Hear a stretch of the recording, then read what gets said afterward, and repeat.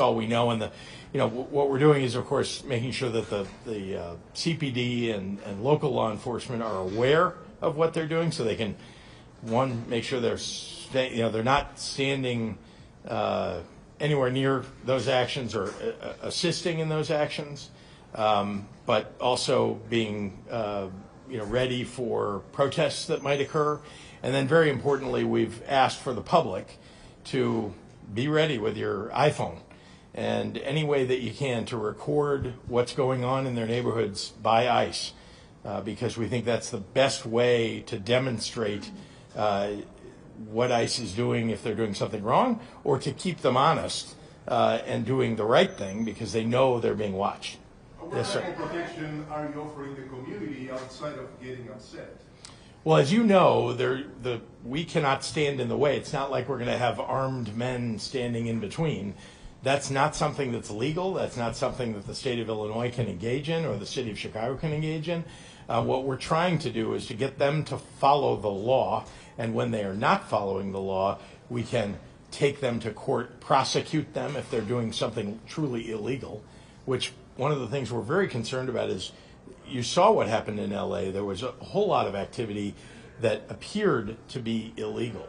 And so some of that went to court in California. Some decisions have already been made, at least about National Guard, and some of those court cases are still ongoing. So we're going to do everything we can to protect people's safety. That is something that the Chicago Police Department, Illinois State Police, and other local law enforcement are responsible for, but can't stand in the way of the execution of, for example, a warrant that ICE is trying to execute.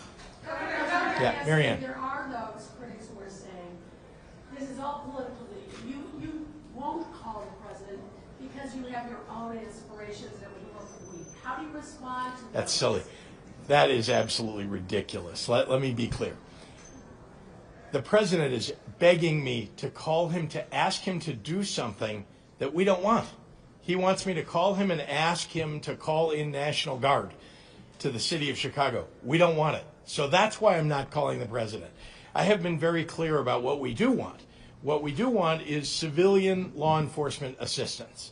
We want to make sure that we have enough FBI, ATF, DEA on the ground. We have some already, as you know. They do really good work, working in tandem with state police, working in tandem with Chicago Police Department. But we can use more. We can interdict more drugs and more guns that are coming across the border into the city, into the state of Illinois. And there's more work that we can do to make sure that we're fighting crime with, again, civilian law enforcement. And I've been very clear about that. The president wants me to call him about National Guard. I'm not going to do that. Yeah. You talked yesterday about picnics and parades specifically.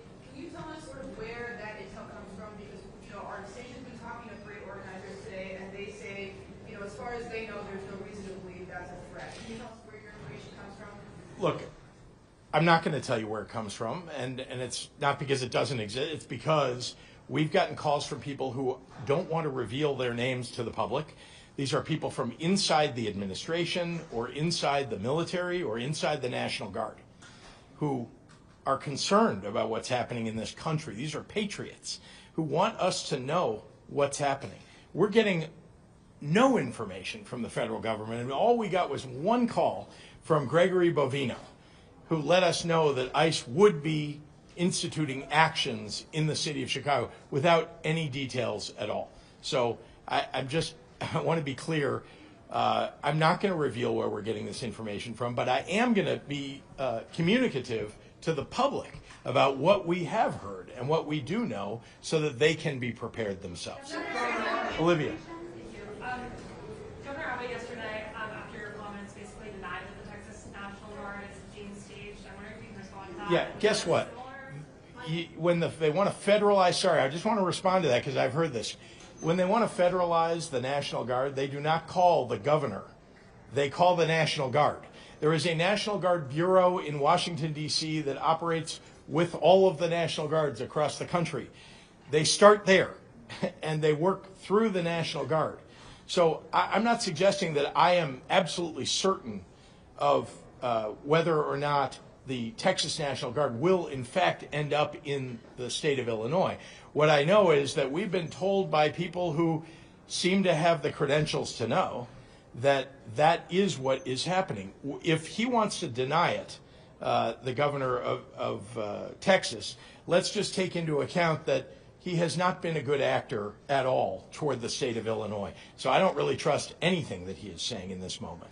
Yes. I'm calling the president. You said something to the effect yesterday, you don't want to be part of the spectacle. But President Trump tends to like a show. The spectacle, yeah. Don't you think if you maybe called him, you could lower the temperature in all of this, and you could ask for the civilian resources, the law enforcement, non-military resources that you just talked about? For example, sir, if you were president and you wanted someone to call you, wouldn't you want them to call you? No, I would pick up the phone and call them. I don't understand why everybody doesn't understand this. It's as if he's begging me to call him because he wants me to ask him for National Guard. That is what he is trying to do. There's a second reason, and you should pay close attention to this. He wants to set into the fact pattern that the governor called him to ask for help. Why? Because he's going to end up in court. He's going to end up in court. And that will be a fact that they will use in court, that the governor called to ask for help. And I'm sorry, I'm not going to provide him with evidence to support his desire to have the court rule in his favor. I'm just not going to do that. Shia. This morning, Trump said, maybe he may be listening to you, he said he wants to go to states where the governors do want him and that they might go to New Orleans. And it's not clear whether he meant instead of Chicago or in addition to Chicago. Are you hearing anything about that? Now, I think it's possible that he actually heard about the decision in the California case about National Guard. I mean, I know the man doesn't read much, but maybe somebody told him about it. And that decision was that, no, you cannot create a nationalized police force out of the National Guard and send them in wherever you want to. That is illegal. Posse comitatus. Period. Everybody should look that up. You cannot do criminal investigations or law enforcement with our military. And that is what that case held. That is what the law already says. And I think he is just, I mean, he may have actually heard that. So where can he go? Well, where a governor asks for help or asks for the National Guard to come in. I want to point out one other thing. The governor of Louisiana doesn't need the President of the United States to call out his National Guard to deal with crime. A governor can call out, I called out the National Guard. I've done it several times. I did it when we had protests that got out of control in the city of Chicago. I've done that before as a governor. Governor of Louisiana can do that too. So you should pay attention to, he's looking for circumstances in which the governor is willing to call out the National Guard so that he can look like he's getting something done. The governor of Louisiana can do that on his own, doesn't need the president to ask him to do it. Thank you so much.